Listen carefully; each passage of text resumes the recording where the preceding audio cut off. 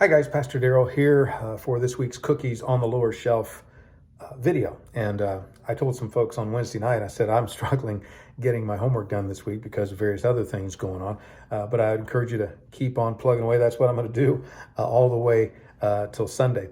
But I wanted to talk a little bit about something today that is specific to this lesson, but it's also something that might help you in the long run. You've heard me talk about key phrases, key words in chapters, and those things are important, I think, because the author repeats things or uses particular words because they have a meaning that they want to give to you. And there are a lot of other inductive Bible study type things that will help you, and I've mentioned some of those. But one of the ones that I found could be very helpful is word studies. And in your book for this week, on page 33, at least it's page 33 for me, of Cookies on the Lower Shelf, it has under one step further, a little sidebar. It talks about what word study for successful. And so this is really found in Genesis chapter 24, a pretty long chapter, 67 verses. It is when Abraham asks his servant to take an oath to go find Isaac a wife, and to not come back really until you can bring a wife back. And we know as you read that found Rebecca and brought her back, and it was a cool thing.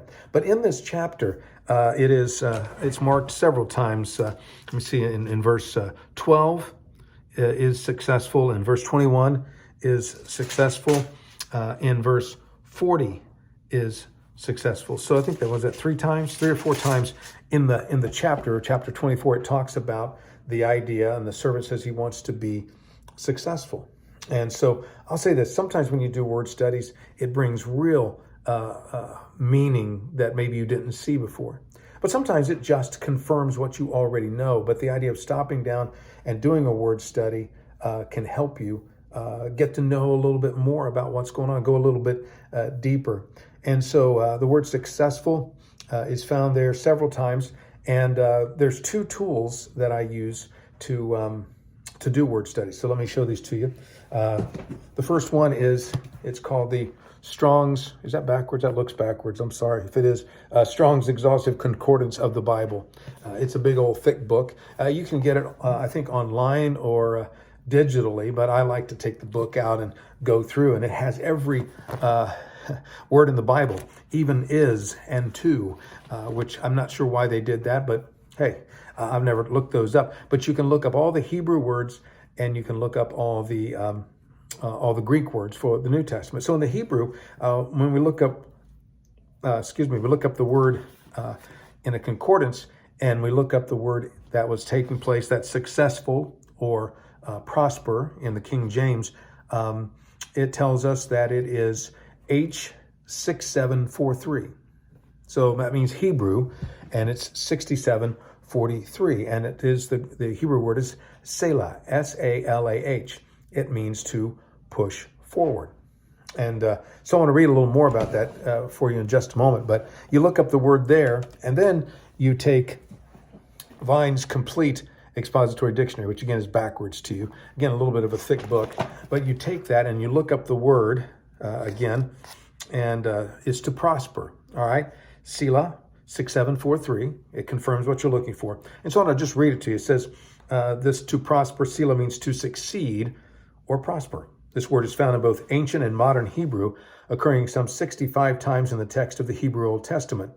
The word is first found in Genesis 24:21, where the Lord had made his journey prosperous. Abraham's servant, right?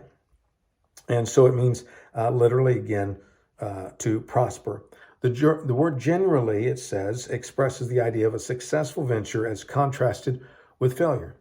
And so it's not like, oh gosh, this is amazing, because you see prosper or success and you get it. But it's kind of interesting to go and look at the word. It also says here that Selah is sometimes used in such a way as to indicate victory.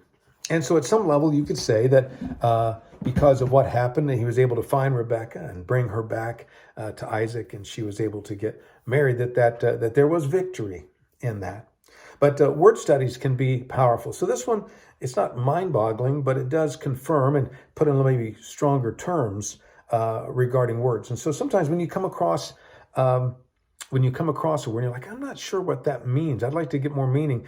You can do this. Look in the Strong's Exhaustive Concordance of the Bible, and then you look up the word in the concordance. It gives you the number to look in the Hebrew or the Greek, depending on Old Testament or New.